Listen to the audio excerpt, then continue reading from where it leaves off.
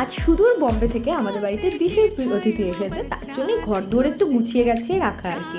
তোমরা অনেকেই দেখতে চেয়েছিলে যে ফুলটা আমি কীভাবে ঘরে সাজিয়েছি, তাই তোমাদের এক ঝলক দেখিয়ে দিলাম। তো এই হচ্ছে সৌমিদি আর ওর হাজব্যান্ড সুপ্রিয়তা। আর এদের অবস্থা দেখো, একটা হাই বলতে বলেছি বলে দুজনেই আয়নার কাছে গিয়ে রেডি হতে লেগেছে। এই মানুষগুলোকে আর বুঝিয়ে পারা যাবে না যে এরা ভেতর বাইরে সব দিক থেকেই ভীষণ সুন্দর। এবার আমার রান্নার একটু প্রশংসা শুনে নাও। খুব ভালো লেগেছে। ও বোন বলে বাড়িয়ে বলার কোনো দরকার নেই, এটা সত্যিই ভালো।